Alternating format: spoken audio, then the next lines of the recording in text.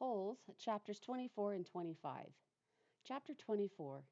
Stanley was half asleep as he got in line for breakfast, but the sight of Mr. Sir awakened him.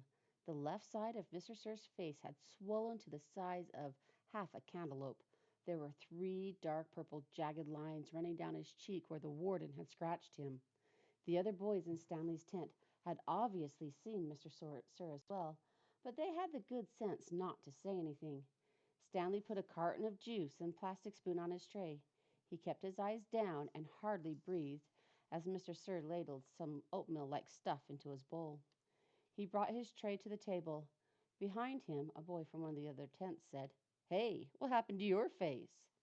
There was a crash. Stanley turned to see Mr. Sir holding the boy's head against the oatmeal pot. "Is something wrong with my face?" The boy tried to speak, but he couldn't. Mr. Sir had him by the throat. "Does anyone see anything wrong with my face?" asked Mr. Sir, as he continued to choke the boy. Nobody said anything. Mr. Sir let the boy go. His head banged against the table as he fell to the ground. Mr. Sir stood over him and asked, "How does my face look to you now?" A gurgling sound came out of the boy's mouth. Then he managed to gasp the word, "Fine." "I'm kind of handsome, don't you think?" "Yes, Mr. Sir." Out on the lake, the other boys asked Stanley what he knew about Mr. Sir's face, but he just shrugged and dug his hole. If he didn't talk about it, maybe it would go away. He worked as hard and as fast as he could, not trying to pace himself.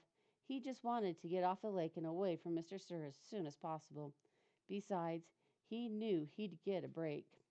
"Whenever you're ready, just let me know," Zero had said. The first time the water truck came, it was driven by Mr. Pendanski. The second time, Mr. Sir was driving. No one said anything except, "Thank you, Mr. Sir," as he filled each canteen. No one even dared to look at his grotesque face. As Stanley waited, he ran his tongue over the roof of his mouth and inside his cheeks. His mouth was as dry and as parched as a lake. The bright sun reflected off the side mirror of the truck, and Stanley had to shield his eyes with his hand. "Thank you, Mr. Sir," said Magnet, as he took his canteen from him. "You thirsty, caveman?" Mr. Sir asked. "Yes, Mr. Sir," Stanley said, holding his canteen to him. Mr. Sir opened the nozzle and the water flowed out of the tank, but it did not go into Stanley's canteen. Instead, he held the canteen right next to the stream of water. Stanley watched the water splatter on the dirt, where it was quickly absorbed by the thirsty ground. Mr. Sir let the water run for about 30 seconds, then stopped. "You want more?" he asked. Stanley didn't say anything. Mr. Sir turned the water back on, and Stanley watched it pour into the dirt. "There, that should be plenty." He handed Stanley his empty canteen. Stanley stared at the dark spot on the ground, which quickly shrank before his eyes. "Thank you, Mr. Sir," he said. Chapter 25. There was a doctor in the town of Green Lake 110 years ago. His name was Dr. Hawthorne, and whenever people got sick, they would go see Doc Hawthorne, but they would also see Sam, the onion man. "Onions, sweet fresh onions," Sam would call, as he and his donkey, Mary Lou, walked up and down the dirt roads of Green Lake. Mary Lou pulled a cart full of onions. Sam's onion field was somewhere on the other side of the lake. Once or twice a week he would row across the lake and pick a new batch to fill the cart. Sam had big, strong arms, but it would still take all day for him to row across the lake and another day for him to return. Most of the time, he would leave Mary Lou in a shed, which the walkers let him use at no charge. But sometimes he would take Mary Lou on his boat with him. Sam claimed that Mary Lou was almost 50 years old, which was and still is extraordinarily old for a donkey. "She eats nothing but raw onions," Sam would say, holding up a white onion between his dark fingers. "It's nature's magic vegetable.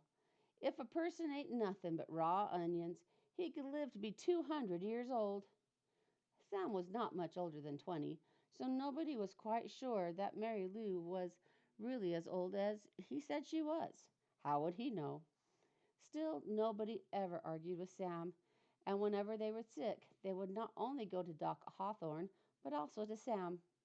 Sam always gave the same advice: eat plenty of onions. He said that the onions were good for digestion, the liver, the stomach, the lungs, the heart, and the brain. If you don't believe me, just look at old Mary Lou here. She's never been sick a day in her life. He also had many different ointments, lotions, syrups, and pastes, all made out of the onion juice in different parts of the onion plant. This one cured asthma. This one was for warts and pimples. Another remedy was for arthritis. He even had a special ointment which he claimed would cure baldness. Just rub it on your husband's head every night when he's sleeping, Mrs. Collingwood, and soon his hair will be as thick and long as Mary Lou's tail. Doc Hawthorne did not resent Sam. The folks at Green Lake were afraid to take chances. They would get regular medicine from Doc Hawthorne and onion concoctions from Sam. After they got over their illness, no one could be sure, not even Doc Hawthorne, which of the two treatments had done the trick. Doc Hawthorne was almost completely bald, and in the morning his head would often smell like onions. Whenever Catherine Barlow bought onions, she always bought an extra one or two and would let Mary Lou eat them out of her hand. Is something wrong? Sam asked her one day as she was feeding Mary Lou. You seem distracted. Oh, just the weather, said Miss Catherine. It looks like rain clouds moving in. Me and Mary Lou, we like the rain, said Sam. Oh, I like it fine, said Miss Catherine as she rubbed the donkey's rough hair on top of his head. It's just that roof leaks in the schoolhouse. I can fix that, said Sam. What are you going to do? Catherine joked. Fill the holes with onion paste? Sam laughed. I'm good with my hands, he told her. I built my own boat. If it leaked, I'd be in big trouble. Catherine couldn't help but notice his strong, firm hands. They made a deal. He agreed to fix the leaky roof in exchange for 6 jars of spiced peaches. It took Sam a week to fix the roof, because he could only work in the afternoons, after school let out and before night classes began. Sam wasn't allowed to attend classes because he was black, but they let him fix the building.